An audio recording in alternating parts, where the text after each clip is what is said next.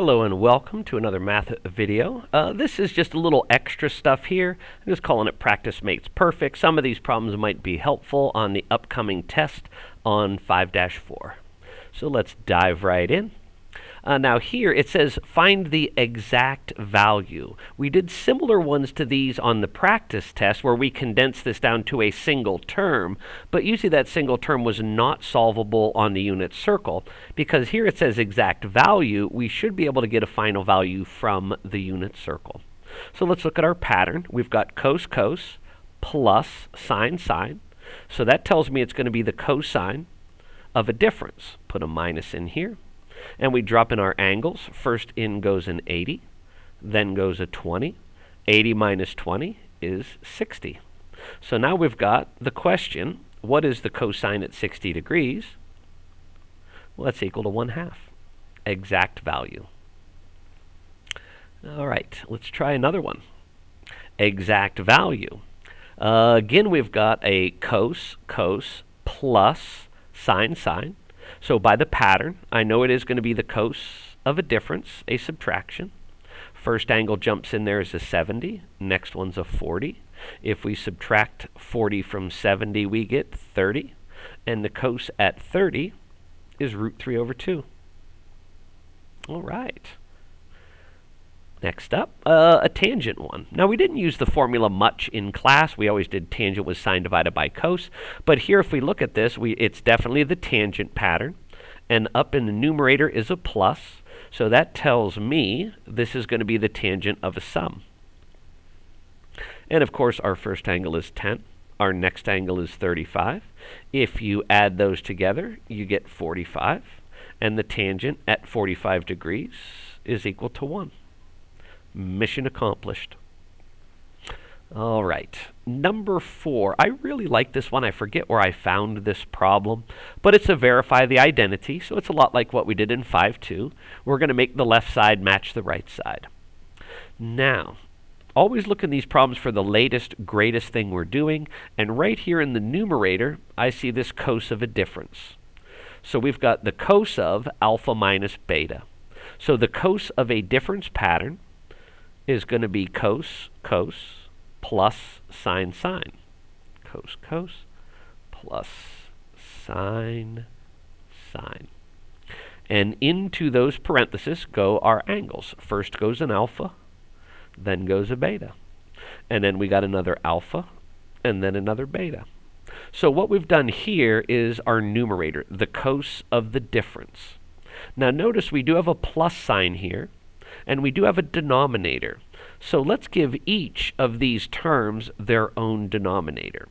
So I just made these into two separate fraction bars. I'm going to put a sine alpha cos of beta underneath each. So here's a sine of alpha and a cos of beta. And the other one gets the same denominator, sine of alpha, cos of beta. Now, if you're still a little stuck here, look at the finish line. Look at where we're trying to get to. We've got a cotan and a tan. Well, let's look for stuff to cancel. Here, we've got a cos of beta over a cos of beta. That's going to divide out to a 1. On the other side of plus, we also have a sine of alpha divided by a sine of alpha. Those are going to cancel. So now remember back to our identities. Here we've got a cos divided by sine. Cos divided by sine is cotan. So that's going to be the cotan of alpha. And then on the other side of plus, we've got sine beta over cos beta. Sine over cos is tan. So that's going to be a tan of beta. And that's our finish line. Cotan alpha plus tan beta. Looks like we made it. All right. How about we try one of these? Exact value of 5/12 pi, using the fact that 5/12 pi is a 6 pi plus a 4th pi.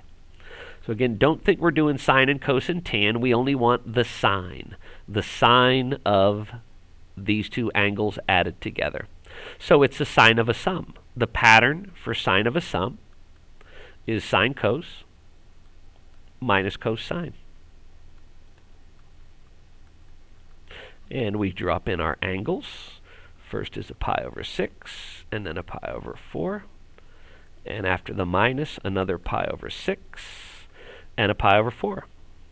All right, time to go to the unit circle. Sine at 1/6 pi is a half. The cos at a quarter pi is root 2 over 2. And then we got our minus. The cos at pi over 6, that becomes a root 3 over 2. That's a 3. And then the sine at pi over 4 is root 2 over 2.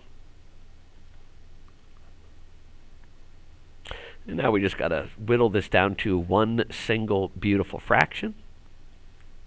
And as usual, our denominator is going to be a 4. And we've got a minus in our numerator.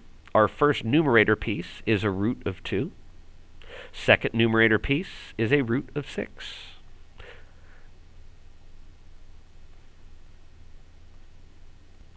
Ooh, and hold the phone. This is we were doing sine, right? Sine? Yes, sine of a sum. So sine of a sum, this will be a plus. Not a hard mistake to fix. That is a plus right there. There we go. There's our exact value of the sine of 5/12 pi. All right. Aha. Now we're going to do, I stole this out of the Blitzer book, I can tell, because they use the checkpoint in there. So it says here, suppose that sine of alpha is 4/5. It's in quad 2. Angle alpha and sine beta is a half. Quadrant 1 for angle beta. So let me get these out of the way here. And I'm going to draw my triangles up here. One's in the first quadrant, one's in the second, so I can just do them both on one axis. Go like this. There we go. Alpha is in quadrant 2. So I'm going to draw a red triangle out into quadrant 2. I'm going to draw my little alpha down here. Sine is 4/5. Sine is opposite over hypotenuse. Missing side is 3. Now be careful because we're going to the left of the origin. That is going to be a negative 3. Sine of beta is a half, and beta is in quad 1. So I'm going to draw a triangle out into quad 1. Here is angle beta. Sine is opposite over hypotenuse again. So opposite 1, hypotenuse 2. If we do the Pythagorean theorem, down here under this radical, we're going to square the hypotenuse 4, minus the square of this, and that's going to be 4 minus 1 is 3. Root of 3 is that adjacent side. Okay. Now this one will be nice and easy to answer. Here they're just asking us, what is the cos of alpha? So no formula is required. We go to the red triangle for alpha. Cosine is adjacent over hypotenuse, negative 3/5. That wasn't too bad. Letter B now, they want the sine of the sum. Let me put this up here. Sine of the sum, alpha plus beta. So our pattern for sine of a sum is going to be sine cos plus cos times sine. And we can put in the alpha first and the beta next, and an alpha here and a beta here. Now I'm going to drag down here again the original setup because sometimes these do show up in the problem. There we go. All right. So let's see here. Sine of alpha is 4/5. Well, here's sine of alpha. So that's 4/5. We're going to multiply that by something. We've got sine of beta is a half. Well, over here is the sine of beta. So that's a 1/2. And that's going to get multiplied by something here. And we've got our plus sign in between. So now we go, whoa. Get back there. So now we go to the triangles that we worked on. Cosine of beta. So I'm here in angle beta. Cosine is adjacent over hypotenuse, root 3 over 2. Now here we got to go to cos of alpha. We found this in part A, which I dragged out of the way. The cosine of alpha was negative 3/5. And we're multiplying these together. I guess I can erase my triangles. They have served their purpose. Whoa, there we go. So let's see here. Common denominator. 2 times 5 is 10. This 2 times 5 is 10, so our common denominator is 10. The first piece of our numerator here is 4 times the root of 3. So we'll just leave that as 4 root 3. And then we have, well, this is a plus, and this turns into a minus. So that's going to be minus 3 times 1, or just minus 3. 4 root 3 minus 3, all divided by 10. All right, one more to go, and our extra practice is done. Here we go. It's a verify the identity. We want to make the left side match the right side. And notice on the left side, we do have a sum or difference. Now this, again, we didn't use tangent much in class, but it's not hard to pull off using the formula sheet. The tan of a difference. So the tan of a difference has a numerator of tangent minus tangent. And then in our denominator, it's going to be 1 plus. See, here in the original, we're doing tan of a difference. This will stay the same sign here, a minus. Down here, this is going to change to a plus, and we multiply those same tangents. So here's a tangent times a tangent. All right, so we've got our blank formula set up. We're going to plug in x's first, and then pi's over 4. And then an x here, and a pi over 4 here. Now again, look at our finish line. We're not too far away. A little trip to the unit circle is probably going to make everything all right. So let's see here. This tan of x, we can't do much with that. It's going to stay tan of x.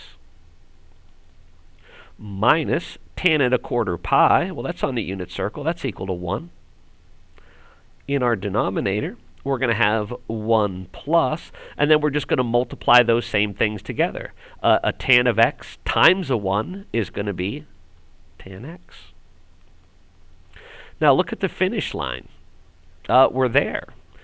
You know, notice our denominator is kind of backwards, but we can move things around when we're adding them. It doesn't matter what order we add in. So we could change our denominator here into tan x plus 1, and our numerator's fine. So it looks like we made it. All right, I hope this video was helpful, and I hope you do really good on the test coming up.